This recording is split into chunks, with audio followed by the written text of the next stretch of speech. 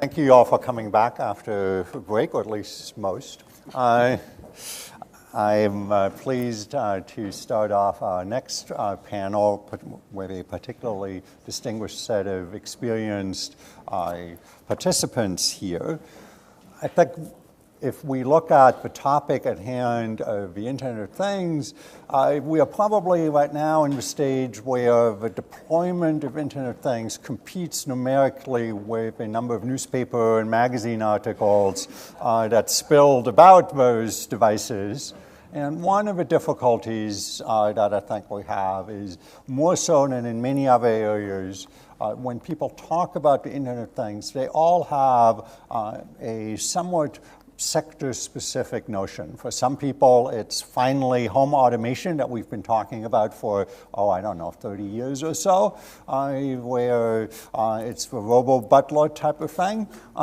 For others, it's automating power plants or industrial processes. For others, it is medical applications. For others, it is vehicular transportation.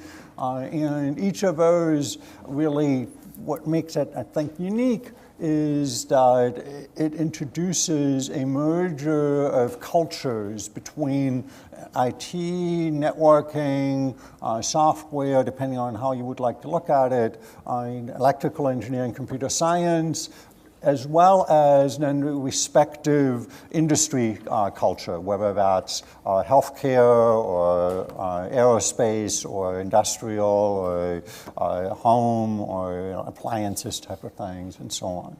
And so we have, I believe, a particularly qualified panel to look at all of those issues, both essentially the commonalities across all of those industry sectors and applications, as well as some of the areas that are more specific to, say, critical infrastructure that may not apply, say, to home automation. One final comment I think that struck me when I heard the last panel was that the Internet of Things has, even though you may not actually be in that industry, other parts of it may actually affect you.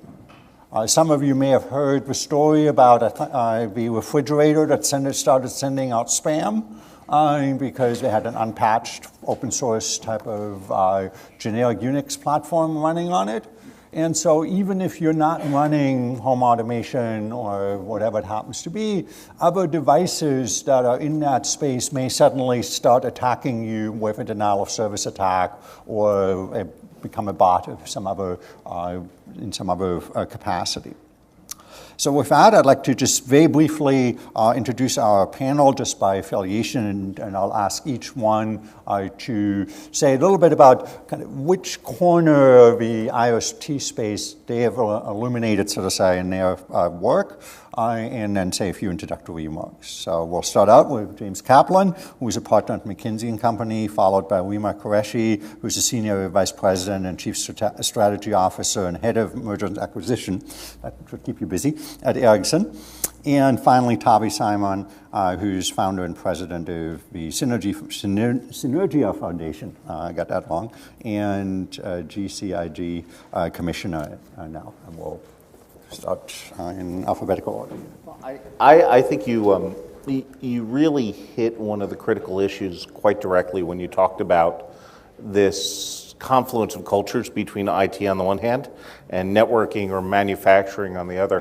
You know, I spend a lot of time helping companies think through cybersecurity programs and cybersecurity strategies, and in many sectors you're seeing this interesting turbulence between IT and security around what might be called the Internet of Things.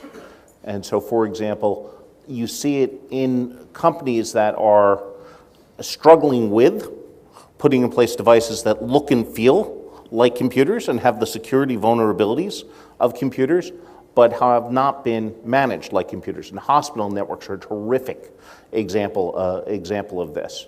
You know, one, a medical device that goes into an operating room is basically a computer running Linux with a piece of plastic around it with the name of a device manufacturer rather than a piece of plastic around it that says Dell or HP. Traditionally, these devices have not been owned by the IT organization. In many cases, they've struggled with or have not been, security hasn't been a tremendous focus for them. At the same time, the manufacturers of these types of devices are also wrestling with the issue of, first off, how do they bring together product security and IT security as more of their devices become connected to networks, and also figuring out how to integrate their products into the security models for their customers. And again, hospital networks are a great example. I've seen situations where large hospital chains have delayed certain types of implementing certain types of diagnostic devices by a year or more because they couldn't figure out how to integrate it into their broader IT security model, say for their operating room environment. And then finally, I think there's some really interesting questions of signaling and trust, because it's not just enough to be secure, you also have to communicate to the market that you are secure.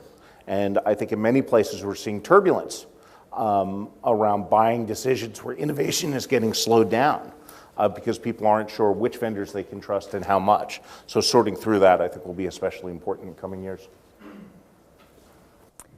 So I think going back to your comment about the number of articles and the number of things, if I may, I'd like to start with some numbers. If we look at 2014, there are 7.1 billion mobile phones. If we project out 5 years, that number grows to 9.5 billion mobile phones. And the amount of data traffic that we see in the networks today is going to increase about 8 times what we see in the networks today. If you ask 5 people, you'll get probably 10 different estimates on Internet of Things and how many things you will have connected to the network. But the numbers vary between 15 to about 50 billion connected things, of which 10 billion will be the phones, the smartphones that we talked about earlier. Another way of looking at it is everything, including phones, that can benefit from a connection will be connected. All industries will transform. All industries will benefit from the fact that you can get connected to the overall network, and the impacts to society, to the overall economy, far outweigh the benefits that each of the individual companies will make from the revenues associated to the Internet of Things. But all of that also represents challenges when you connect so many different things up into the network. The previous panel and the last speaker mentioned mobility is the next threat, if you will, as far as financial services is concerned. I think we need to stop thinking about phones as only something you make calls with, but actually look at all of those up to 50 billion connected things and what opportunities, but also what threats they can represent.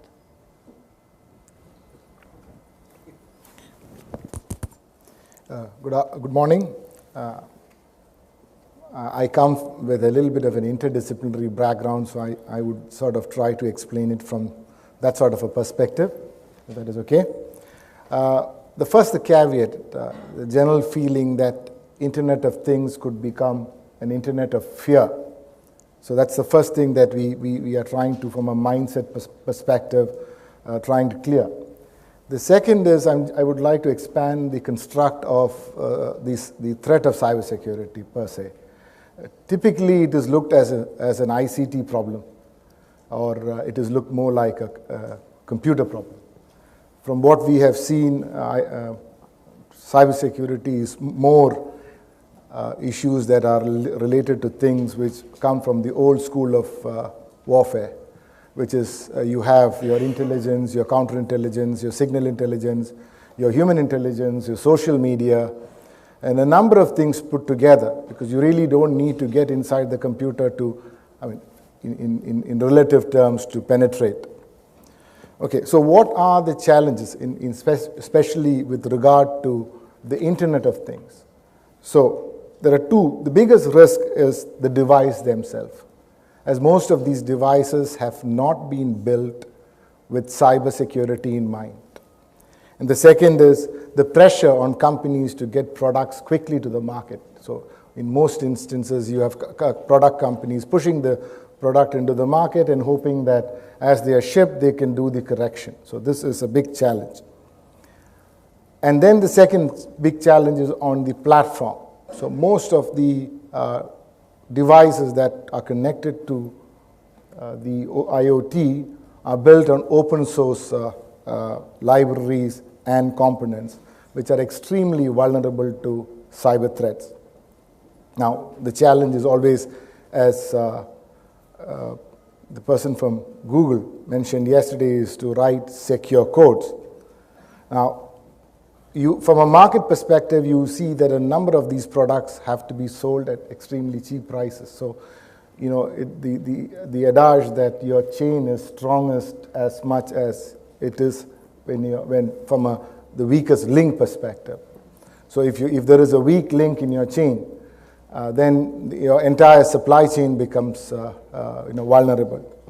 And the last bit that I would like to say is how and where these devices are used. So this is the third threat that you have, because you have instances where devices magically appear in the entire supply chain. So it's basically because departments don't communicate with each other when they bring in new tools into or systems into, or products into, and that one vulnerability in one area can affect the entire cyber security of the organization. I will sort of pause with that. Okay. Let me see if I can, I think you raised a number of interesting issues that we should dive into in the time remaining in that. Maybe I'll try to structure it a little bit to give each of you, a few minutes to think about as to what do you see compared to all the other cybersecurity issues that we talked about, or that others have talked about on this stage and elsewhere in the financial sector, in the general IT type of sector, that are unique to the Internet of Things. You mentioned one, namely the cost pressure certainly is one for that, but we have consumer devices elsewhere that have very thin margins, and we know manufacturers of PCs, for example, I won't mention any particular names, but start with L, that have had a recent history of shipping products that had security issues. And so are there particular concerns that manifest themselves in the IoT space that may require different remedies? And then I want to get, so say, once we identify, so say, what we have to deal with, as to how we can fix those, but I'll leave that till later. And the second question, they may be connected, so maybe I'll raise them at the same time, is, do we have to worry about different kind of actors? In the financial sector, it's pretty obvious what motivates people, namely A, direct financial gain, and maybe B, kind of hacktivism and other non-financial interest. That's probably less interesting, the latter one, when financial gains may be less interesting to take over my refrigerator. It isn't just financially valuable, except they can spoil my food, but then nobody else gains any benefit from that. What is likely to motivate people to go after, say, hospital devices or electric utility type of devices? Does that also shape our response that we should have, both at the engineering side as well as during the operation side and the whole life cycle of a device integration and so on? So if you want to, you can, anybody want to start with that? Yeah, please. Sorry. No, please. Yeah. So if I could start with the first one, what is different or unique to the Internet of Things? I think one aspect to keep in mind is the characteristics of an IoT device. Some devices, if you were to look, for example, in the agricultural sector or in the utilities, smart meters as an example, you're going to require these devices to be in the network 10 years battery life, and they are in some cases very remote, so you don't have the ability to go and modify them on a regular basis. So that's very different than what you might have with your phone, which you charge on a daily basis, or your PC. So you have limited processing capacity, they're usually embedded in some way, And as a consequence, what you can actually build into that device, the processing capability, is very limited. So that means that it is vulnerable. To your second point, it isn't the fact that your fridge, somebody can hack into your fridge and spoil your food or whatever else. It's the fact that your fridge is connected to the rest of your network. And the fact that if you are a public utility and you have a smart meter that has a chip or a modem that is low capacity, low power, that is a backdoor into the big systems because it's all connected. So those are the threats and the risks associated specifically to IoT. Here's what I'd say is, first, which to me, Internet of Things from a security standpoint, at some levels, the dog that didn't bark yet. There have not been, I think, major public breaches related to the Internet of Things. I think that's partially driven by the fact that the Internet of Things is still nascent as yet. But I think you very well could see, I like the phrase, the Internet of Fear. And I think your point's about billions of connected devices. At some level, that development, which is I think we're all sort of counting on for innovation and growth, is contingent on not winding up with the Internet of Fear. So I think the development of security models for the Internet of Things will be critical to the development of the Internet of Things itself, and therefore continued innovation and economic growth. Second, I do agree there's potentially, at least in some cases, a different set of attackers related to the Internet of Things. Just using hospital networks as an example, because especially familiar with a few. Yeah, they're concerned about potentially nation-state attacks. Obviously highly dependent on the geopolitical environment. They're concerned about hacktivists, given that, as an example, healthcare can be highly fraught emotionally as a sector. And also, as with other types of technology devices, they're concerned about personal information. Very sensitive information can be housed on medical devices.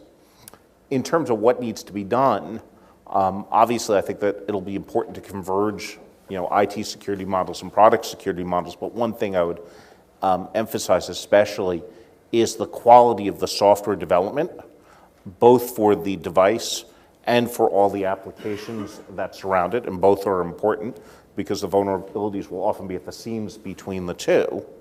And I think we're going to need to see a much higher quality application development in coming years. That I don't think necessarily means more expensive application development. There's an expression that a vulnerability is just another type of flaw, and it's reasonably cheap to eliminate these types of things at the beginning of the software development process, and hideously expensive to do it at the end of the software development process. So I think the capability of our developers will become much more important. Before I get to the remedy side, so to say, what we should do collectively or individually in different sectors, any more on what you see as kind of from your particular critical infrastructure side as the kind of motivation in people that we would need to worry about in particular? Good question. Now, I look at it this way. Who is the adversary? If classically, if the adversary is a nation state, then okay, this could be the motivation. Okay? But your adversary could be a hate group. It could be a terrorist group. It could be a ransom group. Okay?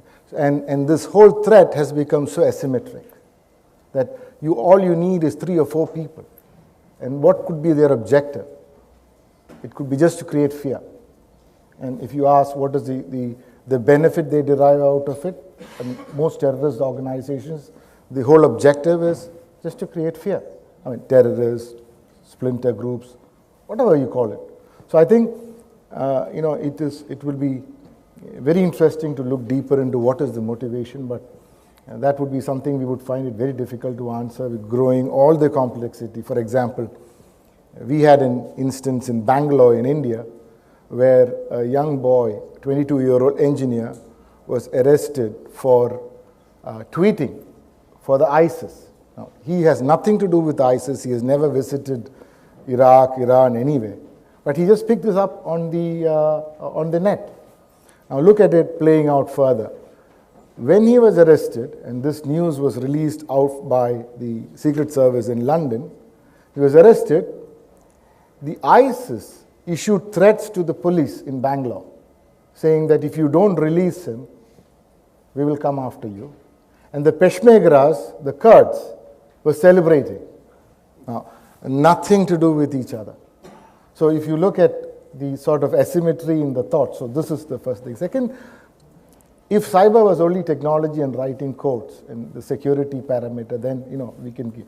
But the problem is most people who come from the technology world do not know the larger ecosystem, and that is a challenge. How do you teach them, the human intelligence, the social intelligence, which may not be directly related to what you do inside the office?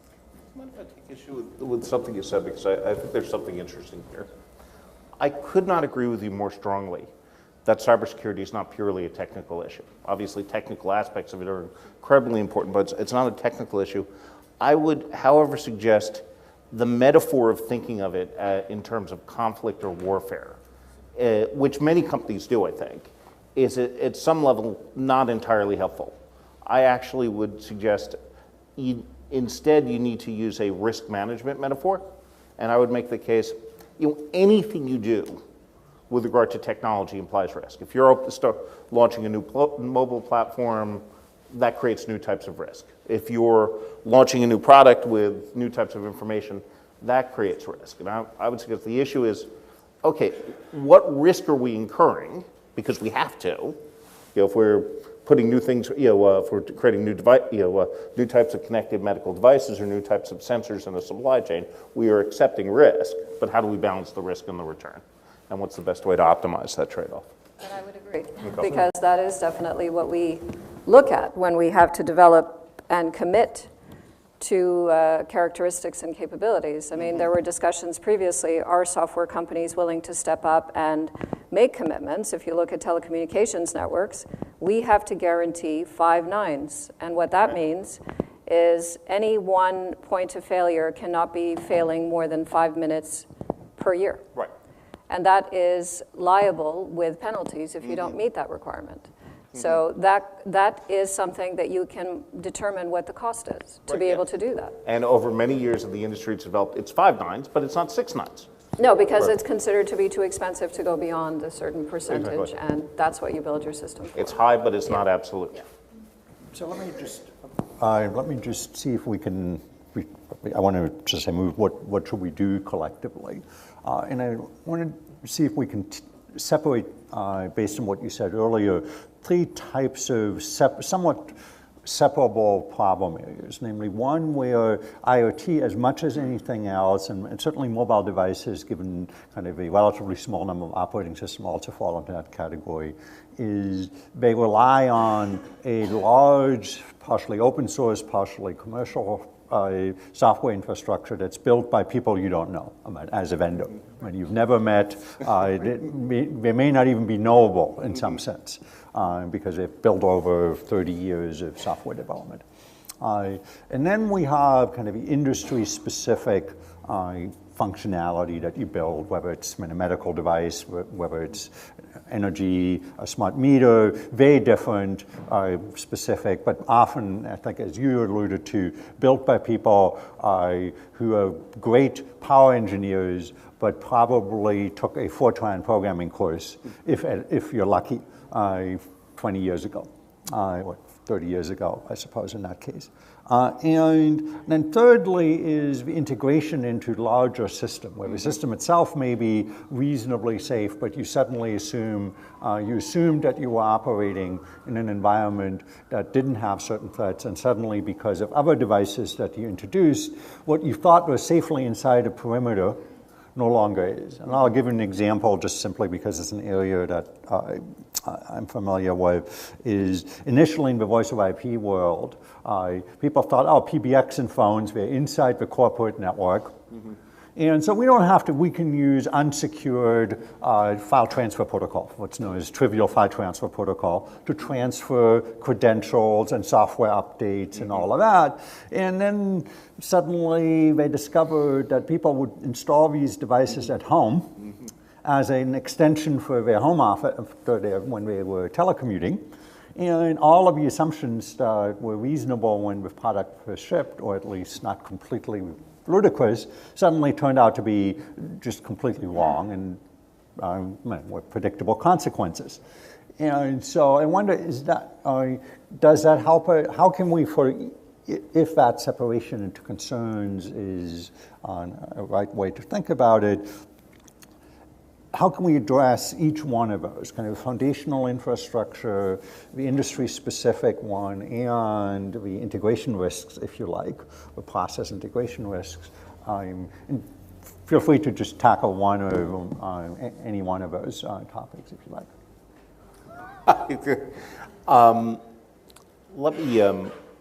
Let me start with the process integration risk, because in some respects those I think are the most interesting and the most challenging.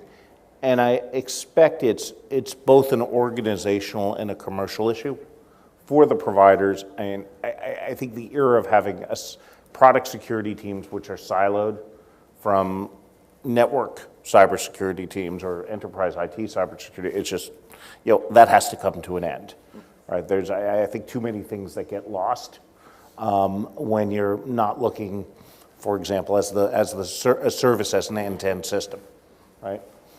The second thing is, I think, for the providers, they need to spend much more time with their customers. I know I used hospital devices as an interesting one, but you want to see a group of angry folks go mention, any one of a number of device manufacturers to hospital CISOs, and it's, gee, they're shipping us product and they have no idea.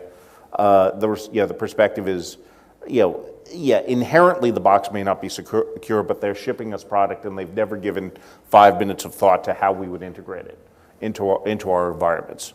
So I think for manufacturers, it's going to mean a lot more time spent working with their customers, figuring out what the use cases of installation are, and then pressure testing those, both from traditional penetration testing, vulnerability scanning, as well as scenario-based wargaming, to understand, okay, what could go wrong, and how do they jointly move from products to sort of secure scenarios for implementation. So there's so many different aspects, there's so many ways to address the question, but I think on the one hand, I completely agree, the integration is a huge challenge, and I think that challenge is becoming even bigger. Actually, it is a huge opportunity as a private enterprise to make money. And in some respects, you could even say as a way to add additional complexity to continue to make money. So that's something to be aware of and monitor. On the other hand, even if we had one way of doing things, we still have to take into account the legacy systems and how you do the integration. So there will always be a need for integration, and I think that need will continue to grow. There is a need to have standards where applicable, common architectures where it makes sense, and as much as possible, guidelines that are followed across the industry when it is open source, as much as possible. You have to make it so that even though you are not able to control everything that is being done because it is done in open source, but that there are certain principles that as much as possible people respect and adhere to. I think testing requirements, the ability to find errors, when do you deliver the software, like alpha testing, beta testing, that kind of stuff. And then negative testing as much as possible so that you're not only looking to make sure that something works, but you actually try to break it to make sure that when it does break, that it doesn't break something else in the process. These are established ways of working, and we just need to ensure that that's the kind of thing that is understood that everybody needs to do. Question for you on because the open source one is right. especially interesting, obviously, given Heartbleed. Do you think companies need to be making more resources available for their technical employees to participate in the open source community? It depends where you are within the community. I think it depends also, there's pros and cons, right? So I mean, I'm coming from an organization and an industry that is extremely standardized and regulated. Right. So it's not open source. It's actually very much, you get everybody together within the industry, you make sure that everything works well together, And that ensures that there is a certain level of security. Yes, we are moving towards a world that is more open, that requires us to work a different way. And to your point, we need to probably put more people to take some of those principles of a standardized industry more into the open source space. Now, if I can come back to your other point, if we can, the way that we have this concept of if we can just keep it, if we can just touch it, somehow we can keep it safe and we can control it. I think that's also a concept we have to put aside, really, because everything is going into the cloud. It's not going to be something that you can actually put a firewall around. It will be somewhere where you don't even know where it is, and you don't know where it's going next. So the idea of what is security is no longer firewalls. It is about timestamping and data security. So the concept of security and the concept of cybersecurity is also transforming.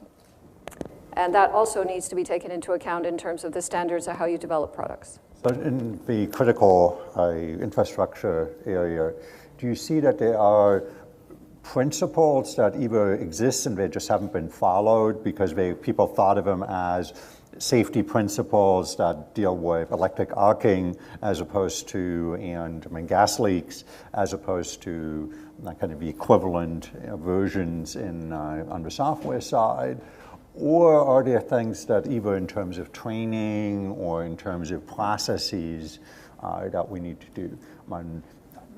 There's obviously plenty of ISO type of standards that companies profess to adhere to.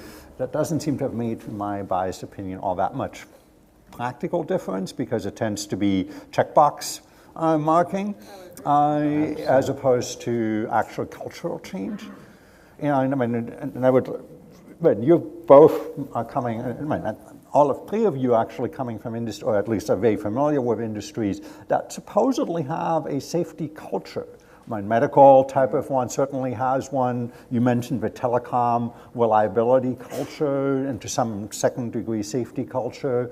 And certainly in the critical infrastructure, civil engineering, mechanical engineering safety culture that's been, or electrical power engineering safety culture that's really been ingrained in any budding participant, whether it's a doctor, technician, or a power engineer for decades now. But still, that doesn't seem to have been sufficient so far based on what you have said. I don't think people have always drawn the connection. Okay. One of the interesting things, 3 years ago, I was working with a mining company on their cybersecurity strategy. At one point, and I had no idea what the hell he was talking about because I don't know a lot about mining, he said, this is just like safety. And it was interesting, they had a corporate culture where, you did not walk around headquarters with a coffee cup with an open lid, right? Because you don't walk around a mine with, an open liquid, and you would get written up with a ticket if you walked down a flight of stairs again in headquarters without grabbing the banister because, you just never did that in the mine. And I think once they made that jump and said, cybersecurity is no different than safety, then they started to inject cybersecurity into their safety program, which had been very successful over the course of a decade. And it was just, then the culture started to say, okay, it's no different.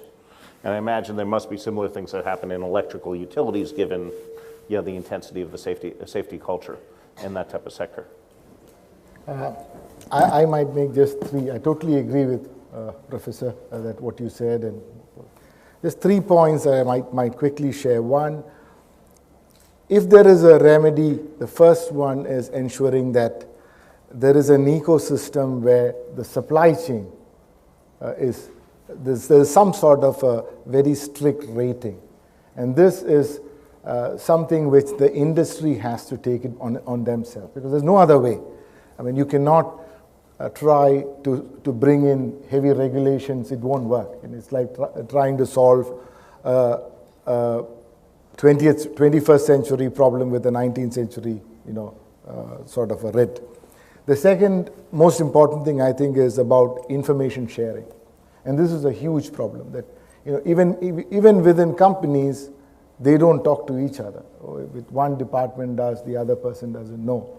So that seems to be, even if you look at, forget companies, even if you look at from a national security perspective, very few people know what the other department is doing. We call it turf war, but it's something that happens. Okay, and finally, I think what could be helpful is some sort of a soft regulation, in which there is sort of a co-opting between the government and the private industry, that it is not sort of pushed down on them, but they see that there is an existential need for them to do it. Otherwise, there could be disruptions, there could be anything that they will not be in business.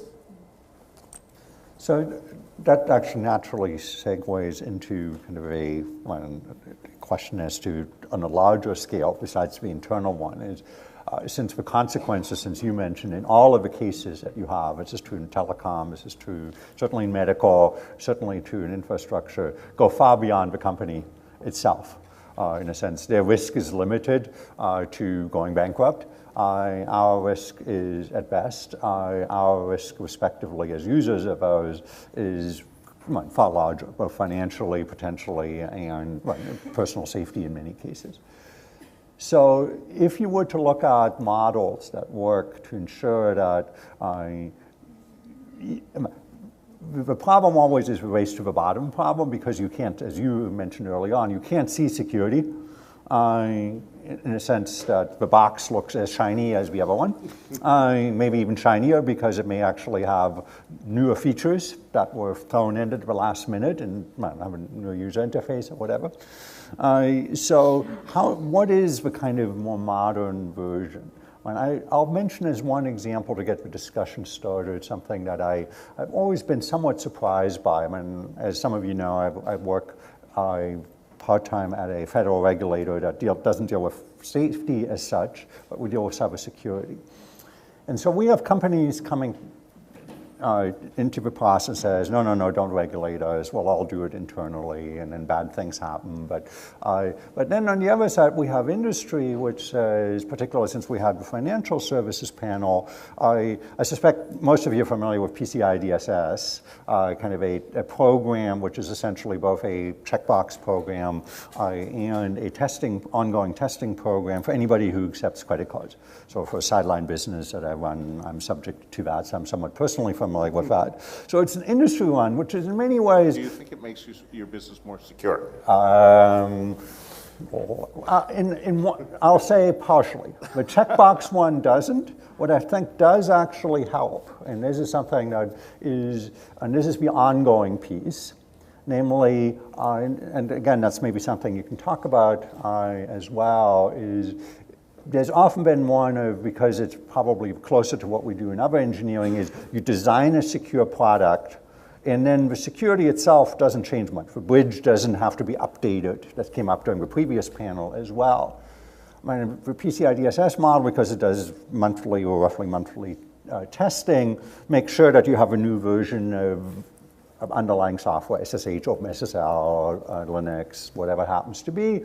And if new threats evolve that can be tested externally, not all of which can, it tests for those, even though they were not known at design time. These are like the Heartbleed type of model, where somebody discovers a new threat vector that just wasn't thought about at the time of design.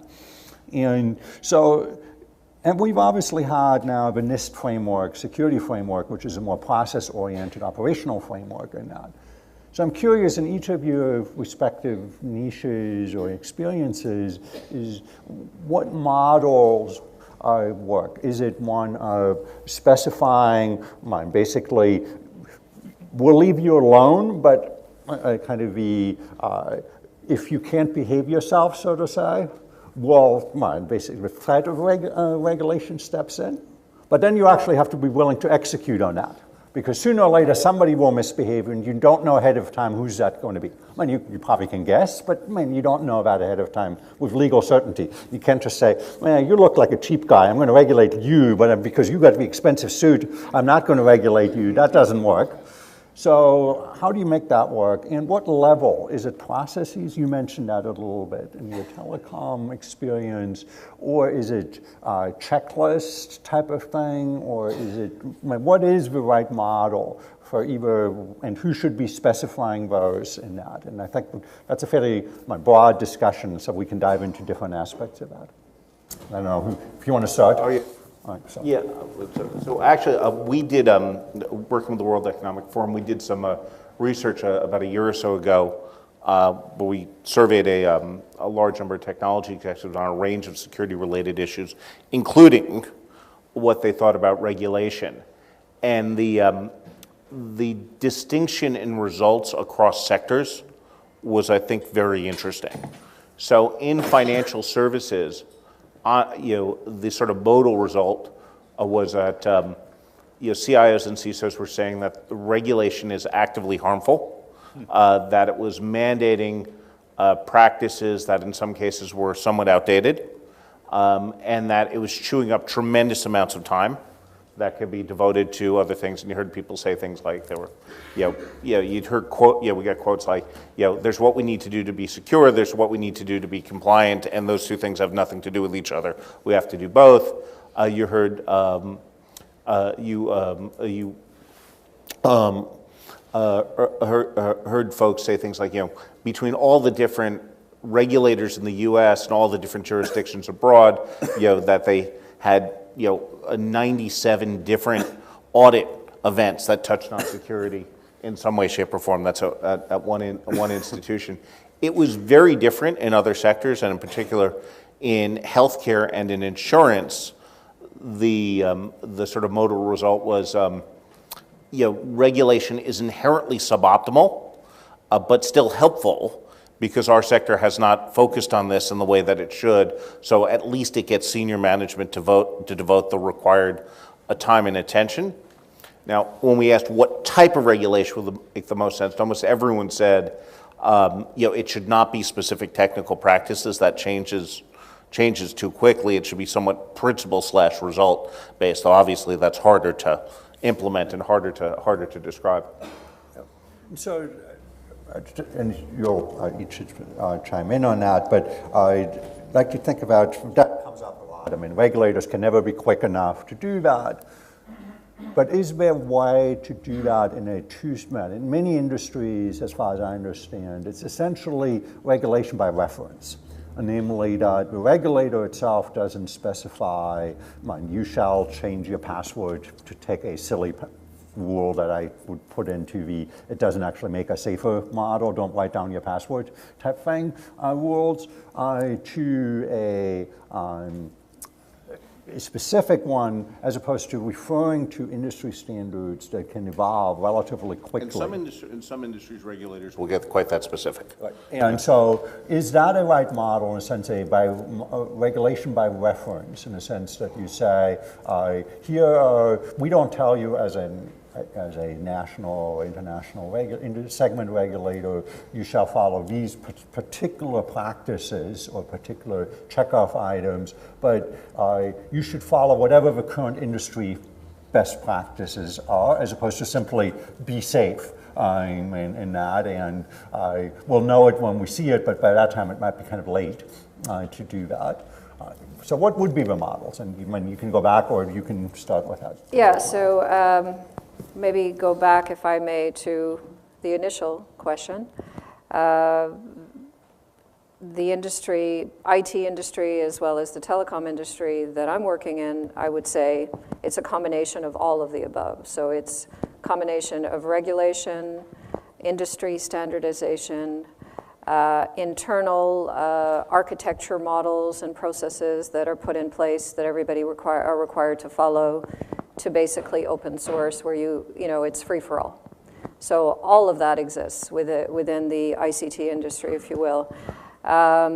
Then going back to the ISO and the checkbox is definitely the case. You have industry standards or regulated requirements on where you have to comply.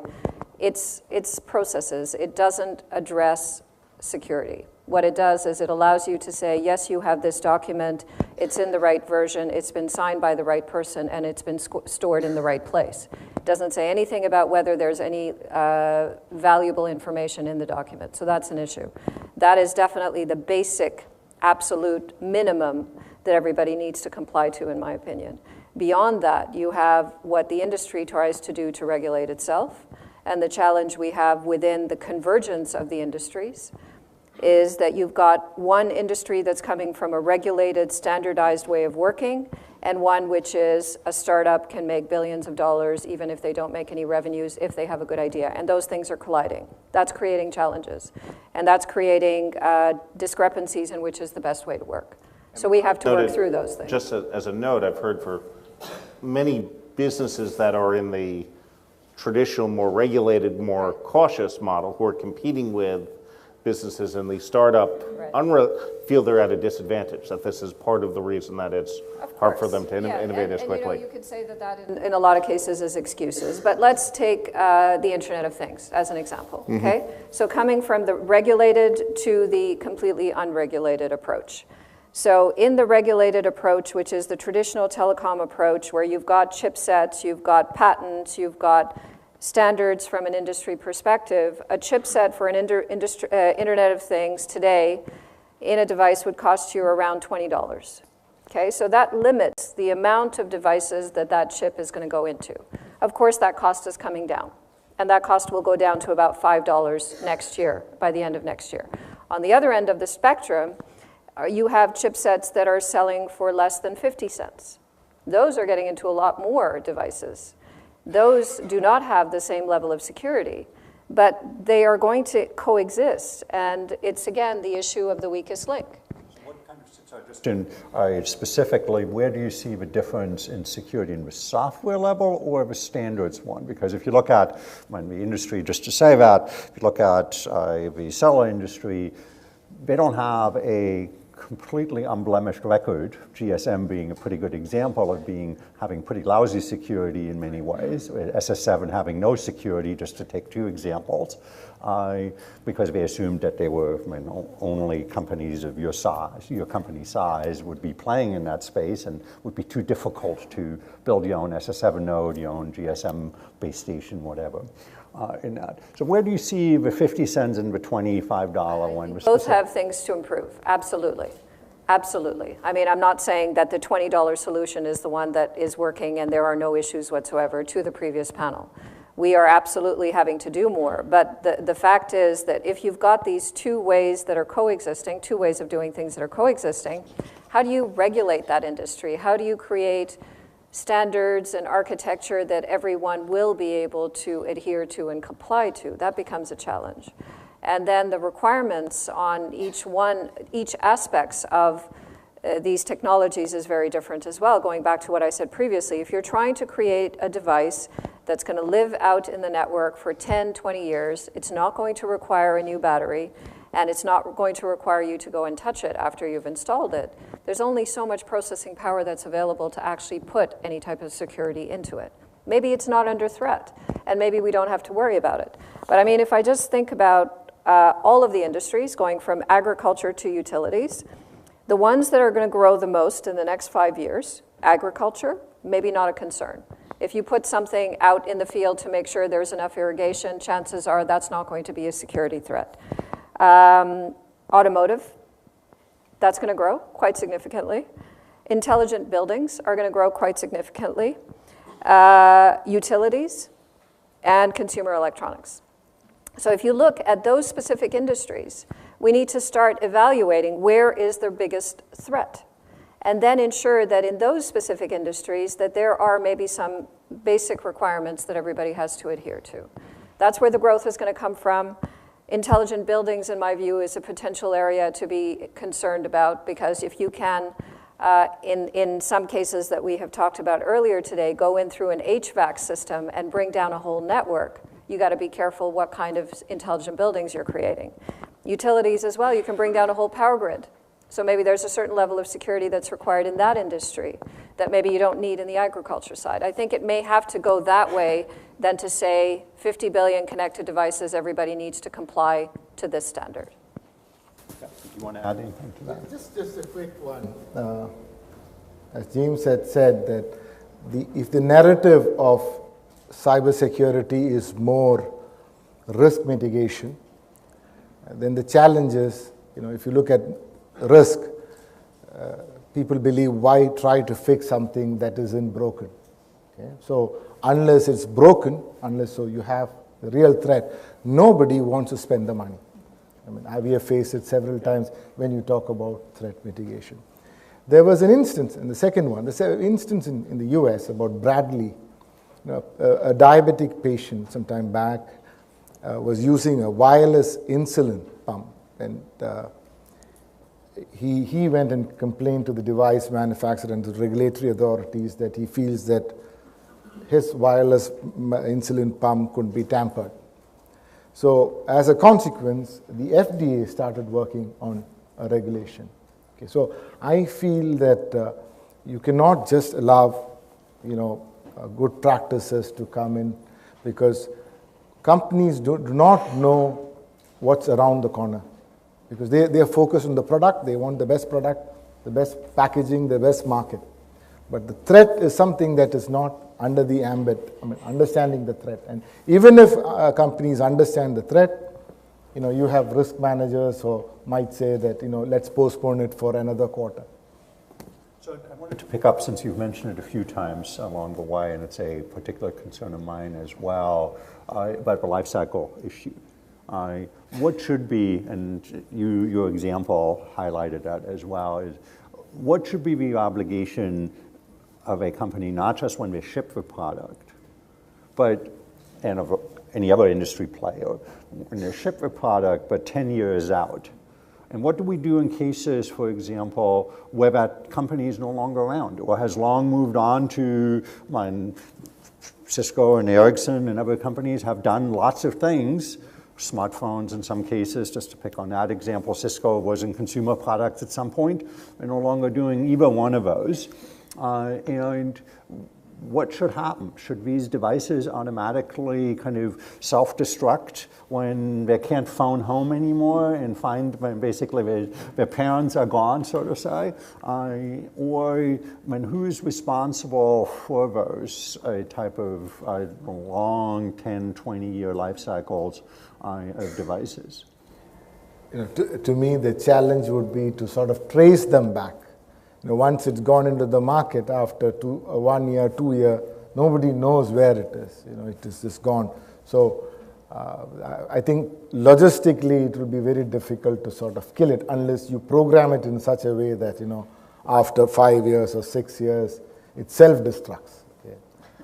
Something like that. They could phone home. Yeah, possible. They could. Yeah. It's not like a car, the old model car, where once it's on the road, gets sold several times, and who knows who owns it. But for recall, how to reach the owner at that point, or how to. But the whole point of the Internet of Things is these are devices that are connected to the network, so they can certainly make themselves known to that I'm still around, regardless of whether this building got sold a few times in the building management, or the building manager has moved, has changed hands a few times, and the blueprints are no longer up to date. Is that something that one should just, as a good design practice, built into network devices? That people have proposed that essentially devices self-safe, so that if it can't establish contact with a home base, it goes into some kind of safe mode that essentially allows its safety functions to continue, but it makes it known to the local one to start blinking or whatever, that it either needs to be removed or maintained in that. Whatever models for the life cycle management that you can think of. And this is true, I think, across all industries that we've talked about. It's very interesting. I think there are certain capabilities and solutions that exist today to be able to do that. Similar type of things. So companies are definitely putting in place software locks, software keys, that as soon as it's clear that your contract has run out, the software stops working. So from a technology perspective, it is definitely possible to do that, and it's easy also to do it from a hardware perspective. We have been faced with specifically that type of question. It's like we are selling Internet of Things solutions to a particular company. We are asked to support these things for 10 years, and it has to be written into the contract. So that is what you sign up for. And then you have to ensure that you have all of the hardware and the software and the capabilities to be able to support it for that period of time. And we have walked away because we don't want to make that type of a commitment in certain cases because specifically, as you say, you're not sure if the person that's going to be supplying you the widgets are going to be around 10 years from now. But that's not necessarily the case all the time, right? So you may not have somebody that's signed up to support it, or you may not have someone that's walked away and said this is not a good business. It may just be that there are things out there and nobody is supporting it. I think it's a very important area to address as we go forward. But we'll see a lot more growth before we actually get to the point. There's probably about, depends how you count, it's about 1 billion connected things right now. That's growing to 25 billion in 5 years. So there's going to be a lot of growth before you get to a point where you have to figure out what to do with the old stuff. Actually, it's interesting. It's an interesting example of how security could be, the incentives could be, the commercial incentives could facilitate security rather than discourage it, which is, obviously many software vendors have used the inability, have used the inability to support software from a security standpoint as a lever to encourage upgrade. But you could imagine a model where, okay, one of the ways we manage life cycle, not lifestyle, is the device has to phone home, and everyone understands that the life's giving an evolving security environment, the lifespan is not infinite.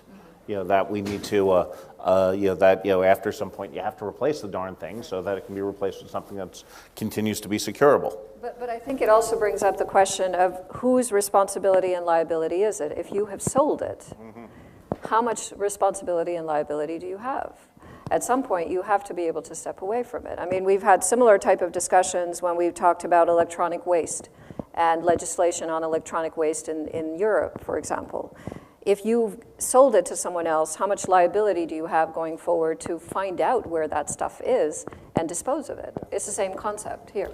It's a great example of security as a legal issue. Yep. Which is, a lot of this will presumably get sorted out contractually, and I know lots of folks are negotiating hard about this, where companies will specify, okay, we'll take exactly this risk and no more. If you do this and this and this, we have some liability, but if you don't install or support it in the appropriate way, then you bear. Exactly. You as the customer bear the liability. But I've yet to see a product, either on the commercial or on the consumer side, which says this product has a built-in life cycle limitation of 10 years, and even I think operating systems have gotten better, the major ones. They basically, at the time you buy it, they basically tell you that we'll end of life this device at a certain point. But in many cases, unless you're towards the end of that, you won't know. If you bought Windows, some version more recent than that, XP, for example, I'm pretty sure during most of its life cycle, you had no idea how long after you purchased it would still be supported. You only knew once when it ended. Microsoft, in that case, decided it was nearing its end of life phase.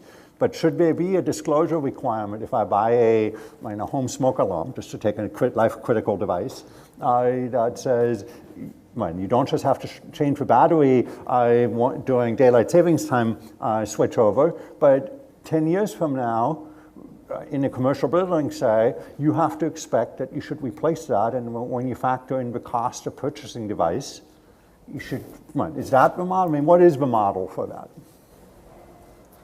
Well, I would argue the reverse is true on the enterprise IT side.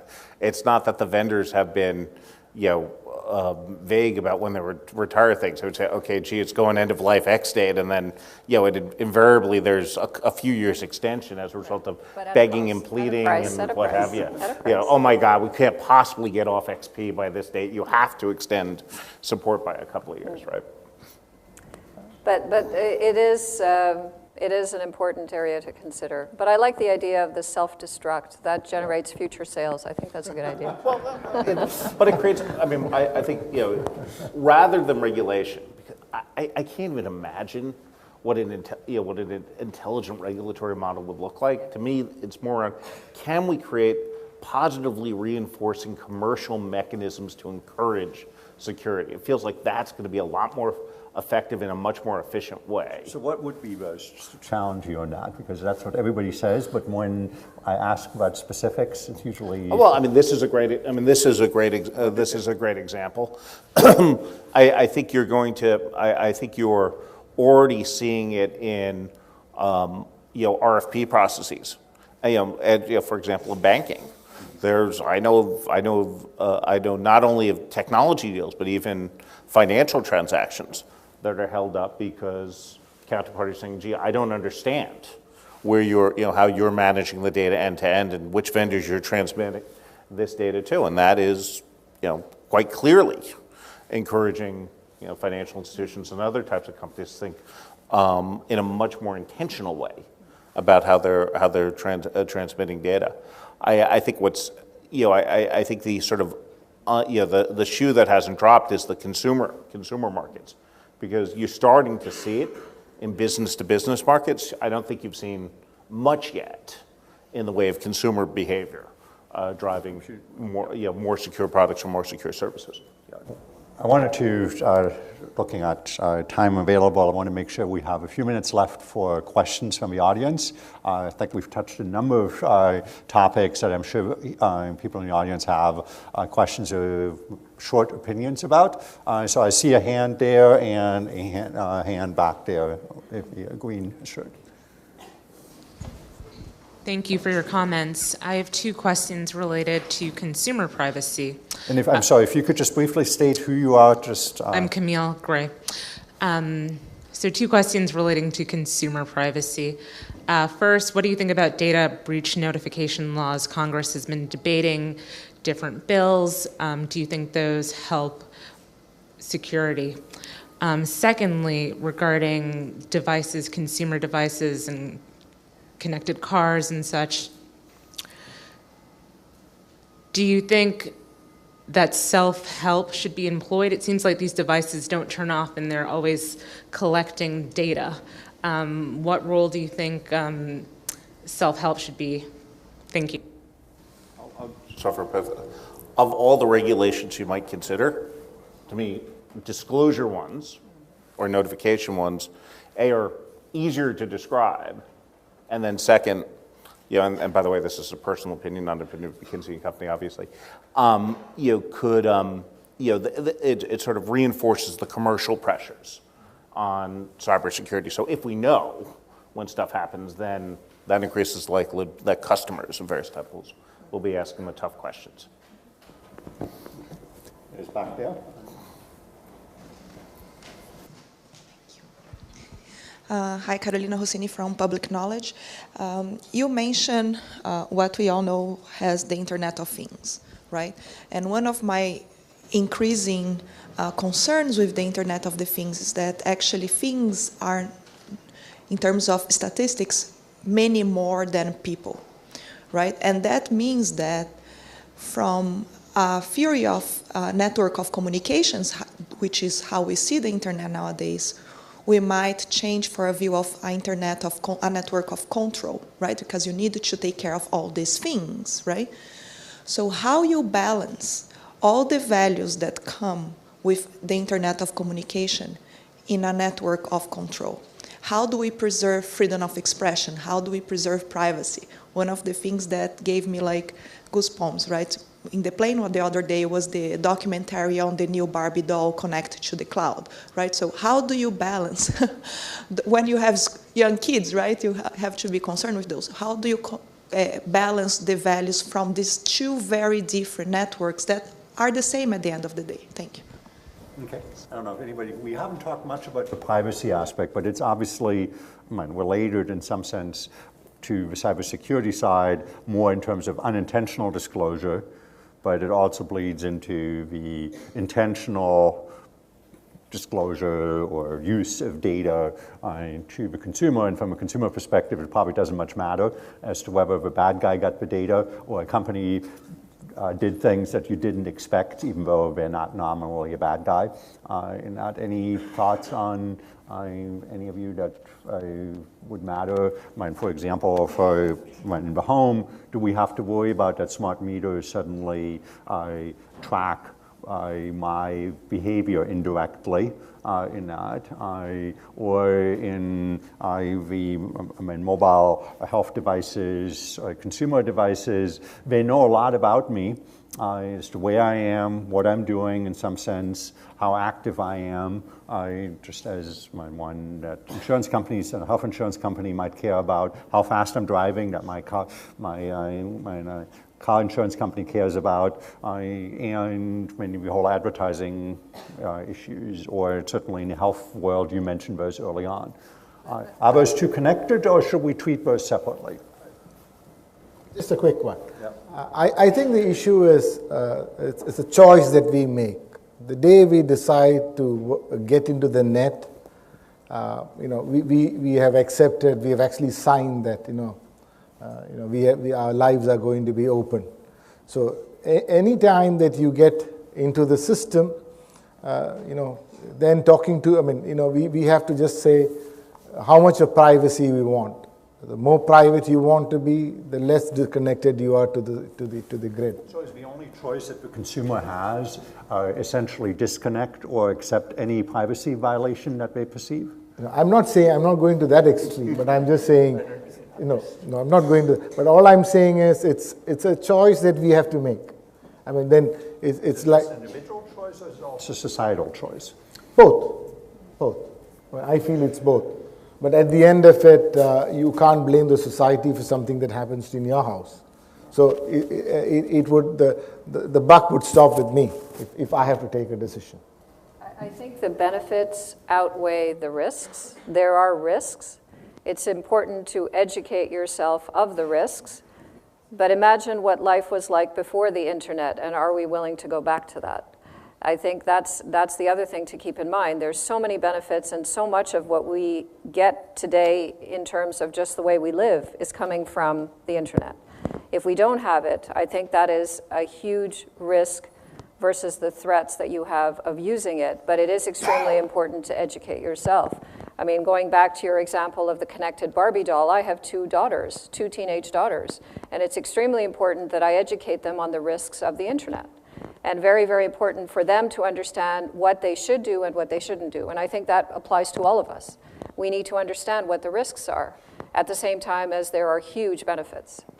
Absolutely. I see a hand up there on the table. Yep. Thank you. Thank you very much for the panel. My name is Yuri Ito. I am from JPISA, Japanese Computer Emergency Response Team. You talked a little bit about the product liability, vendor's liability on this. How do you think the insurance role is coming into this? Insurance.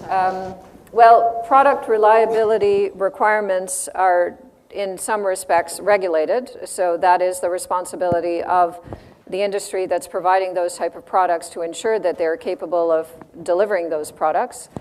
And then if there are liabilities associated to it, of course, the enterprise or the private sector is trying to limit that liability as much as possible, because there are requirements in some cases to have unlimited liability, but you try to cap that as much as possible. And then, of course, when you can, you try to get some of that covered via insurance that you have on an enterprise level. So insurance is a backstop, but that isn't going to cover all of the liability that you would take on if you are developing these solutions. But it's not every aspect of the ICT sector that understands and accepts liability. I would say the vast majority doesn't. Anybody else?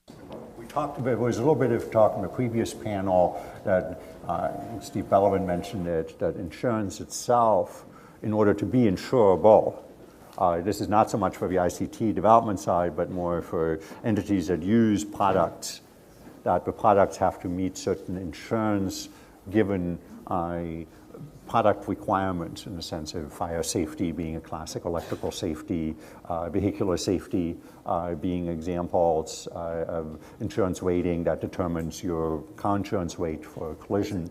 I'll give you a great example of an app. There's an app called Drive Like a Girl. And if you install this app and you drive well, your insurance costs actually go down. So you keep track of your insurance, your driving habits, and then your insurance costs can go down. But would the insurance itself drive product features and requirements as it may have happened in other safety relevant ones? And I'm looking at you particularly because it seems like particularly relevant, or maybe in your case as well, medical liability insurance one. Would there be in either one of those cases, let's say a medical liability insurer would say, if you use products that are not meeting those requirements, our liability that either something goes wrong in patient care or something goes wrong in data disclosure rises, and so your insurance premium is going to go up, or we're just not insurable. We won't write a policy on you. Do you see that as a realistic possibility? People talk about it all the time. I haven't seen much happening yet. You want to? I mean, a couple of thoughts on Selfdestruct. One is, it's an incredibly nascent market, right? And I think, the amount that the insurance companies are willing to underwrite for any given customer is quite small. For example, I know one company that did manage to get $200 million in aggregate cybersecurity insurance, but had to create its own syndicate of 8 different carriers, each providing $25 million of insurance. And needless to say, that was a excruciatingly painful process, and the coverage still doesn't 100% align, and so forth. To me, this goes back a little bit to disclosure and notification. At this point, there's still not tremendously good data out there in the world about what events have happened, what their impacts have been, and as more of that comes to bear, it'll become easier for richer cybersecurity insurance markets develop, which would be incredibly valuable because you can start to then price risk, and you could price the impact of certain mitigation strategies potentially. Okay. I want to give everybody a chance to say some closing words, things that we didn't get to discuss. This is obviously a very broad topic that spans anything from electrical and software engineering all the way to societal policies in that. Anything and either any of you would like to add to that? Otherwise, it's always with the panel that's between you and lunch, so sorry. Mm-hmm. No, I mean, I would just make a last statement that, today you have a scenario where everything can be connected. So in the same vein, you have the risk that everything can be hacked. So that's the, I would just try to conclude like that. I would say, as we've had this discussion, there's this very rich array of, strategic product development, commercial, contracting, legal, a liability, procurement type issues, which I think gets at the richness or the full complexity of the topic. If major institutions continue to treat cybersecurity as, largely speaking, a technical issue, we're not going to make the type of progress we need as a society, and that is going to get in the way of, the 50 billion odd connected devices getting the value that I think we all expect and want from the Internet of Things. I mean, I suspect this won't be the last discussion on this particular topic, particularly, as you said, we're in nascent phases of the deployment, and often we necessarily tend to be reactive to the latest kind of disaster, or hopefully near disaster, that we can get. So thank you so much for sharing your insights from very different but converging industry perspectives to that, and thank you to the audience for the questions that you added to the discussion. And I think the next agenda item is to have Internet of Food out there, the old humankind that can network there, and I will be seeing you. What is the next item is at 12:45. We have a keynote, a lunch keynote here. Thank you so much.